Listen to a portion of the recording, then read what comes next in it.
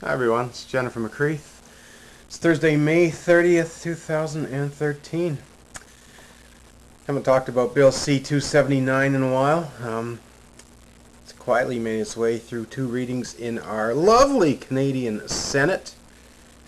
The senators that we love and trust so much. The senators who have, for the most part, been appointed by the man we voted into power, Stephen Harper. Yeah, okay.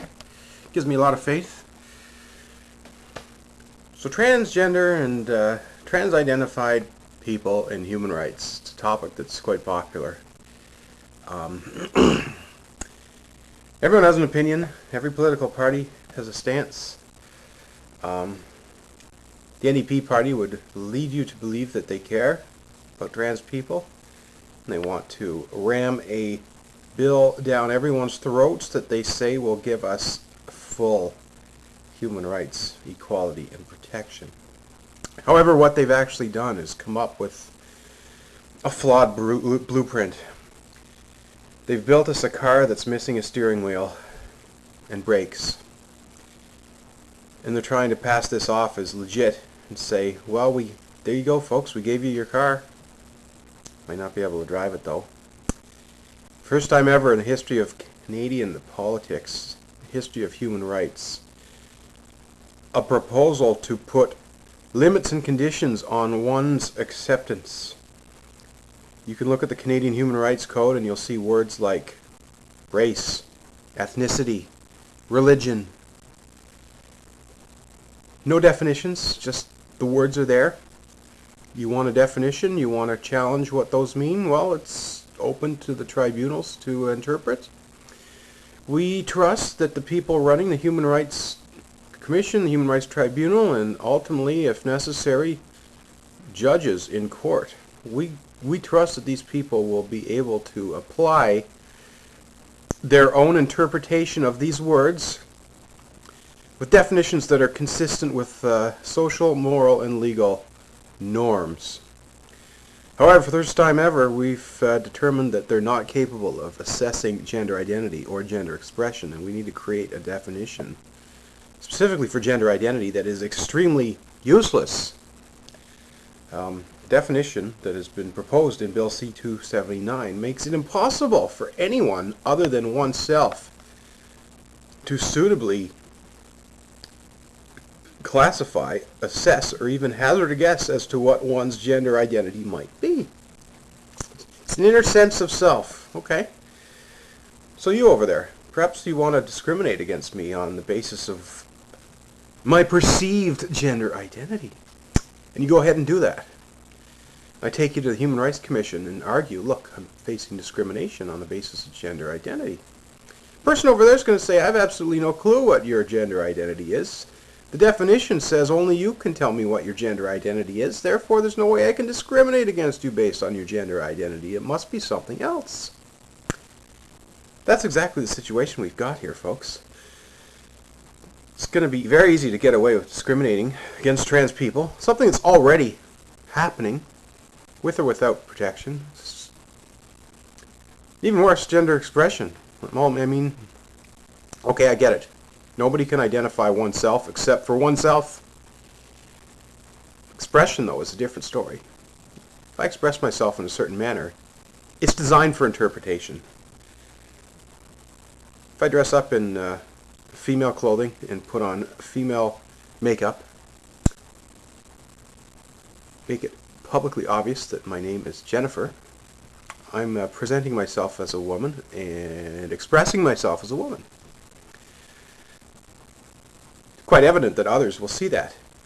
And if they have an issue with that, they might discriminate against me on the basis of said expression, regardless of my inner sense of self.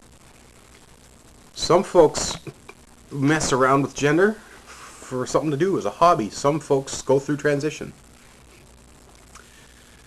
Maybe gender expression is what really matters here, folks. It's not necessarily how you identify privately in your own brain. It's how you express yourself and how others perceive that. That can open the door to problems. And that's the second part of this bill that I don't like. The removal of gender expression.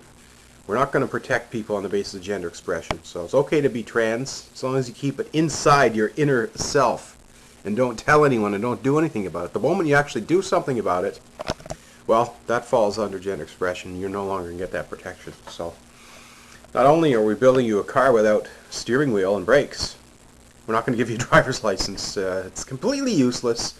This is an absolute disgusting, disgraceful maneuver. The Liberals voted this as well, and I won't give credit to the Conservatives who voted against the bill because they didn't come up with solutions. Ultimately, we need a solution here. We don't need flawed legislation. We don't need people just casting it aside as a non-issue. We need meaningful, tangible solutions. All three of you political parties out there have failed miserably with this thus far. I got to admit I have very little faith and confidence in our Senate, but I really hope that they'll do the right thing. And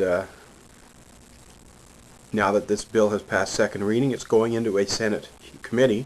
And I hope those folks will take a closer look at this and realize, look, we've got other jurisdictions that have set the benchmark here. Gender identity and gender expression both need to be included in this human rights code without any restrictions, limitations, or definitions. Much like all other clauses in the human rights code, the words go in with no definitions, and we let the legal interpreters use their good judgment, which is exactly what they have. You can't just become a lawyer or a judge. You got to earn that right through credential and merit. Unlike senators who get a job simply because Stephen Harper likes you.